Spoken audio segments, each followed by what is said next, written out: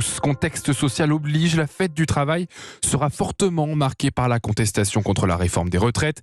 Pour ces traditionnelles manifestations du 1er mai, les Français devraient être nombreux dans la rue. Bonjour Geoffrey Branger. Bonjour. À quoi peut-on s'attendre concrètement pour la journée de demain ? Eh bien, comme chaque 1er mai, il y aura beaucoup de manifestations dans l'Hexagone, 380 selon les derniers chiffres, et cette année encore plus que d'habitude, après 4 mois presque de mobilisation.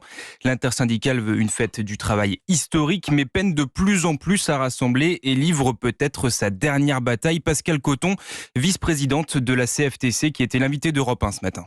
Après le 1er mai, il va falloir que l'on regarde si on ne doit pas retourner à une table de négociation parce qu'on a peur qu'il y ait uniquement le gouvernement et le MEDEF et que la défense des salariés ne se fasse pas, voire même s'empire. Et ça, on ne pourra rien empêcher si on n'est pas autour de la table de la négociation. La fin de l'intersyndicale est donc de plus en plus proche. Alors, difficile de mobiliser massivement dans ce contexte. Entre lassitude et peur des débordements, les Français prennent leur distance.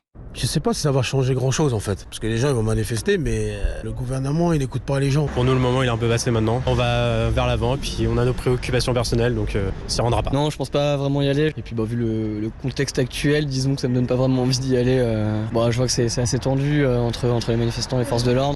Et justement, du côté des autorités, on s'attend à une journée très difficile. Casseurs, Black Blocs et Ultras seront une nouvelle fois de la partie. 3 à 6 000 éléments à risque sont attendus à Paris. Par exemple, David Lebars, secrétaire général du syndicat des commissaires de la police nationale. Il n'est pas question de laisser faire les anarchistes ou le Black Bloc qui tenteraient de se constituer. On sait qu'il y a un risque, on sait qu'il y a beaucoup de gens qui ont appelé à se rassembler et qui veulent tenter ce coup d'éclat. Donc il y a un service qui est adapté en fonction des risques et on saura faire le moment venu, en tout cas je l'espère. En bref, à Paris, 100 000 personnes sont attendues. En région, les plus gros rassemblements devraient se tenir à Caen avec 19 000 manifestants, Nantes 16 000 ou encore Lyon où 15 000 personnes devraient battre le pavé. Merci Geoffrey Branger.